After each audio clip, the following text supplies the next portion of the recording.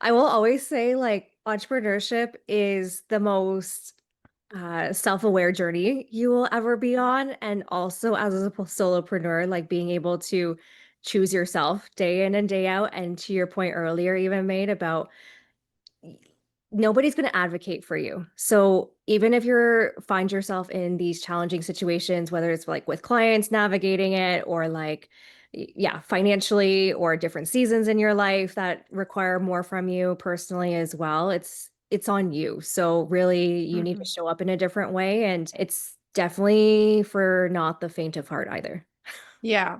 And I do want to be clear that we're not saying that you have to do everything yourself. What we're saying is that when you're the number one person in your business and then you bring in people to support you for specific things when you need it, if you need it becomes an empowering thing as opposed to an obligation that you then have to maintain. If you're not finding it a valuable exchange, then you don't have to continue with it.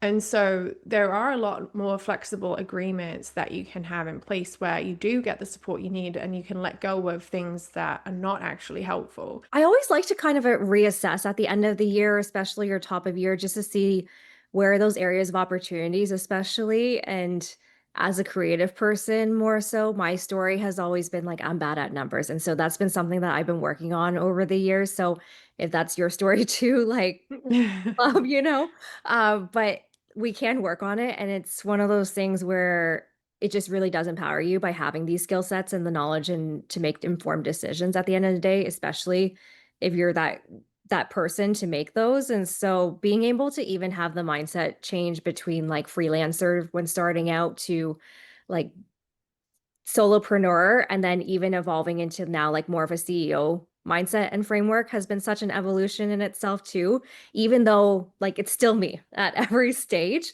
And so I encourage you to dream a little bit bigger, to think about what that looks like for you in each of these phases or seasons of your life and your business, but also then the bookkeeper, like the money coach probably has been the most biggest investment financially, but also the biggest in terms of growth for me personally in my business as well, just because like it really helped me set up systems when I went from even sole proprietor to corporation even and making those changes and what was involved there. But also I feel like being able to have earlier on in my business journey of having like sales training as well has been so helpful to just be able to have more of those, yeah, skill acquisition to offer more value for myself and for clients.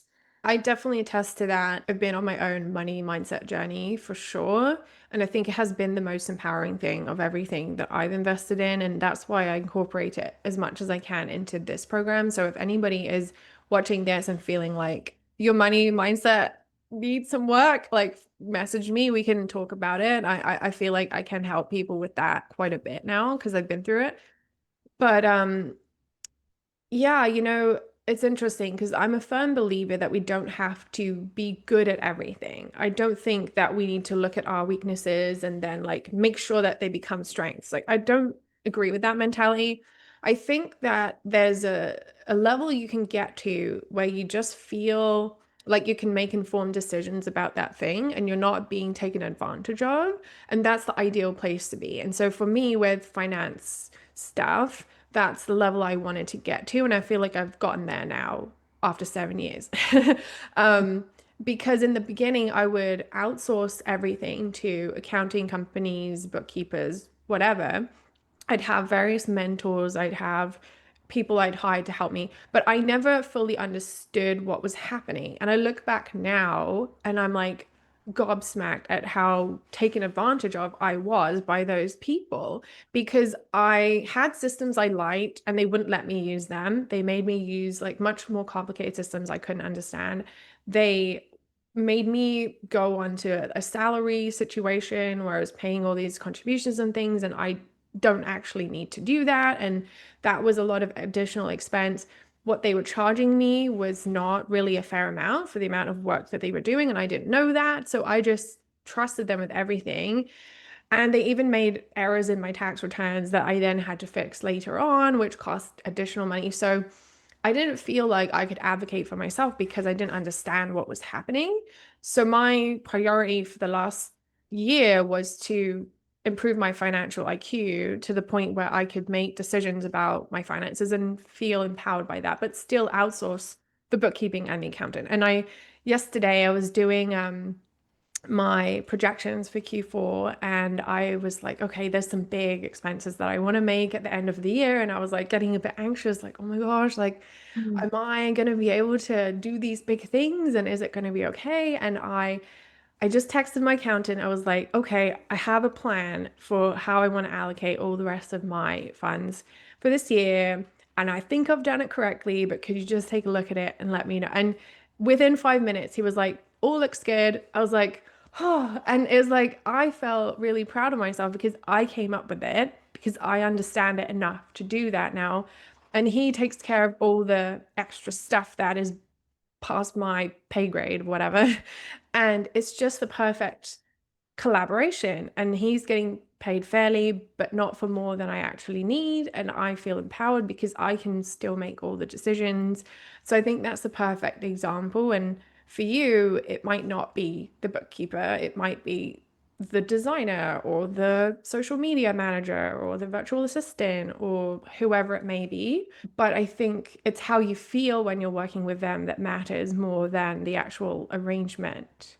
Yeah, that I think it comes back to clarity for me all the time too, because now that you have your clear numbers, you have like a really clear action plan to be able to execute on now. And like Mm-hmm. you just show up with more confidence and enthusiasm to get the business out there and to create your version of success, whatever that looks like, time and time again. Mm. So for me, it always comes back to that clarity piece and being able to have those key information.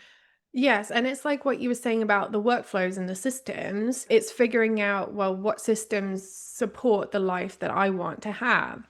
Mhm. And for me, travel has been a big one too. So not just thinking about, okay, how can I travel without it impacting my workflows, but also how can I allocate funds to the travel so I know when I'm getting what I want, but not overdoing it. Because in the past, it would just be I wouldn't even know. Like I would just shut my eyes and put my credit card details in, you know.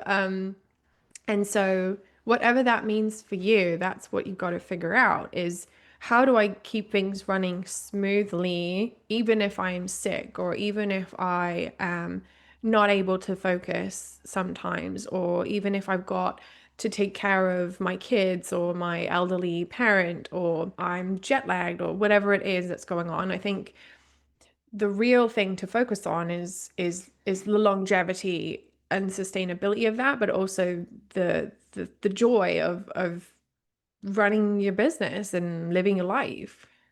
Mhm. Yeah, exactly. I think it takes some time to set those things up and to test them out equally, but once you do find your groove with it, that you're just solid.